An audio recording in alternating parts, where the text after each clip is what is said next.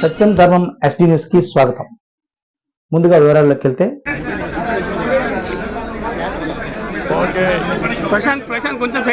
అందరికీ నమస్కారాలు. ఈరోజు నేను చూస్తే అందరూ ఓటర్స్ కూడా 7 గంటలకే పోలింగ్ స్టేషన్కి వచ్చారు.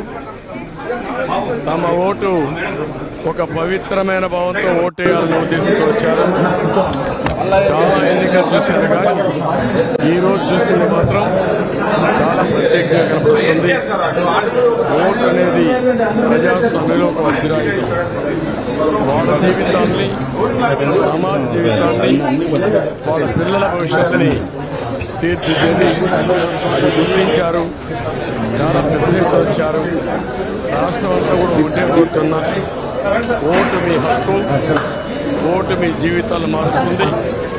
అదే మరి మీ భవిష్యత్తును మారుస్తుంది. మీ పిల్లలే కాకుండా మీ భావితరాల పిల్లలకు కూడా పునాదులు ఇస్తుంది.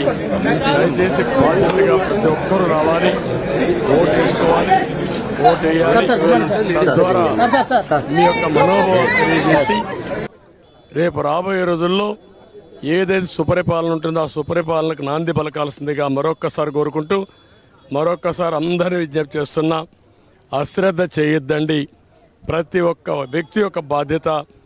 ఎక్కడో అమెరికా నుంచి, హైదరాబాద్ నుంచి, లేకుంటే బాంబే నుంచి, వివిధ నగరాల నుంచి, బెంగళూరు నుంచి, చెన్నై నుంచి, అనేక నగరాల నుంచి వాళ్లే డబ్బులు ఖర్చు పెట్టుకుని అభ్యర్థులు తెలియకపోయినా ఒక పార్టీ విధానాలతో వాళ్ళు ముందుకు వచ్చే పరిస్థితికి వచ్చారు.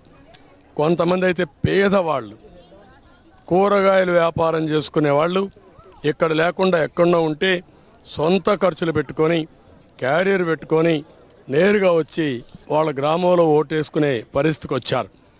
ఇది నా జీవితంలో ఎప్పుడు చూడలా.